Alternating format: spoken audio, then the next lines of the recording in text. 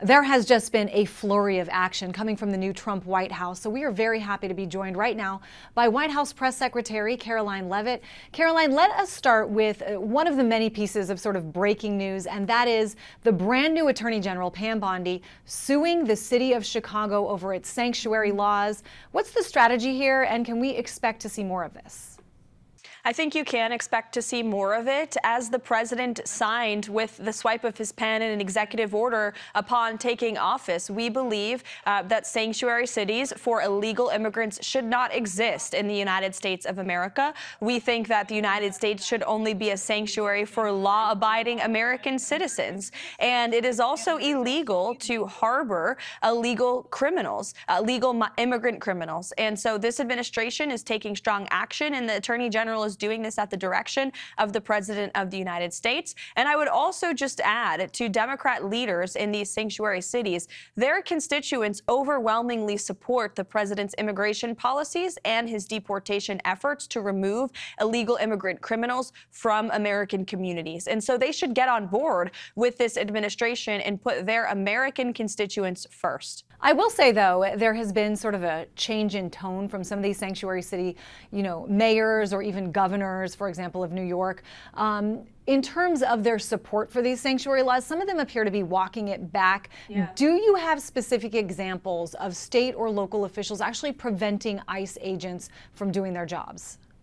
I would say the rhetoric has changed, but the laws in these places hasn't, and that's what's most important. The president is going to ensure that everybody across the board is respecting and enforcing our nation's immigration laws. So as far as this lawsuit, is the goal to try to get them to change the laws?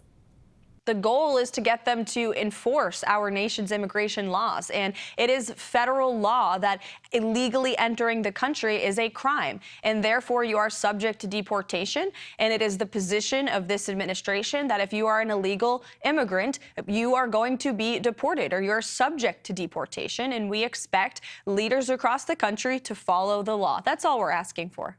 Let's talk about the executive action signed on Wednesday by President Trump, No Men in Women's Sports. What's been the reaction so far?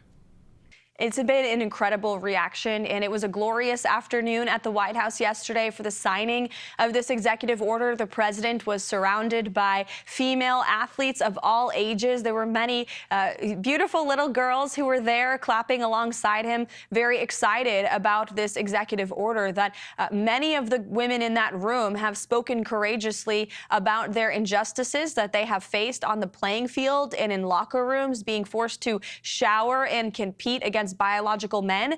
With President Trump's executive order and hopefully soon further legislation by Congress that the president would sign into law, this will no longer be allowed to take place. And I would add that the president's executive order has put tremendous public pressure on private organizations. In fact, just a couple of hours after this EO signing, the NCAA came out with a statement saying that they agree essentially with President Trump's new federal mandate, and they will be implementing it in their organization.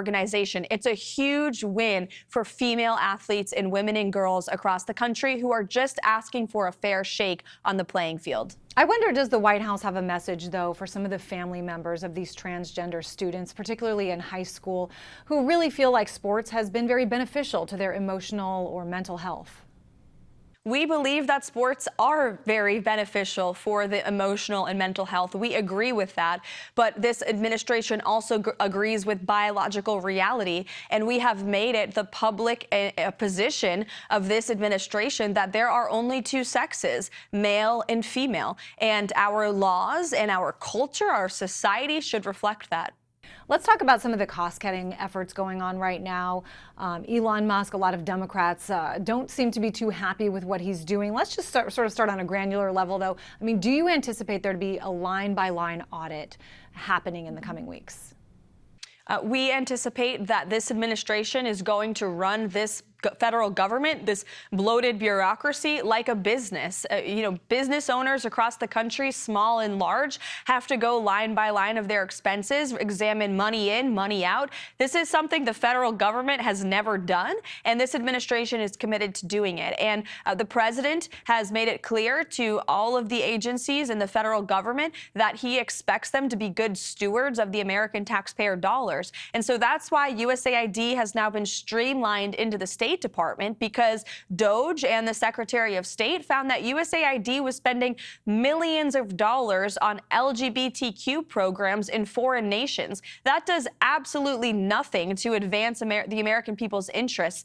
And I would add, there's tremendous public support for this federal funding foreign aid freeze. 56% of Americans, according to a new Reuters poll, support the president's freeze on foreign aid because they want their tax dollars to go to good uses here at home and abroad. And so that's why the secretaries have been directed to go line by line on their federal funding and ensure that it aligns with the American people's priorities. I wonder what you would say to somebody like Republican Senator Susan Collins, who thinks that Elon Musk's sort of been empowered a little bit more than she thinks is appropriate in terms of the actions that he's taken so far as, a non-elected official.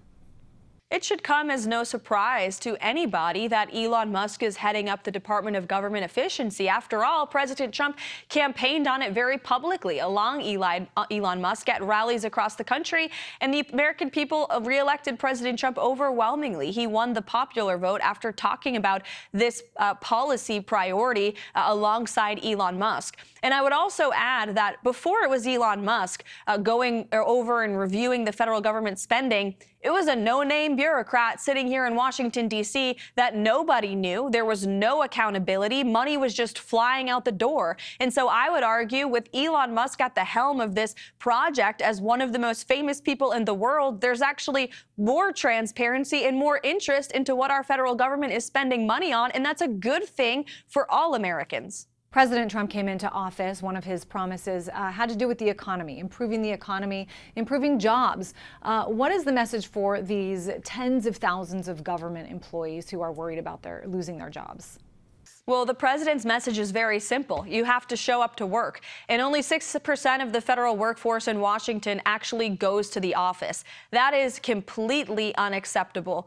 The American people who fund this government, doctors and teachers and healthcare workers and law enforcement officers, have to show up to the office every day to make a living and to pay taxes. And their tax dollars are going towards funding federal government workers who don't have to show up to the office. That's incredibly unfair. And the president has made it clear, if you can show up to the office, you should be doing so. And if you don't want to do that, you'll be offered a very generous buyout program of 8 months paid leave, and then you can go find another job. And this administration will fill your position, if necessary, with a highly competent person who actually wants to show up to work.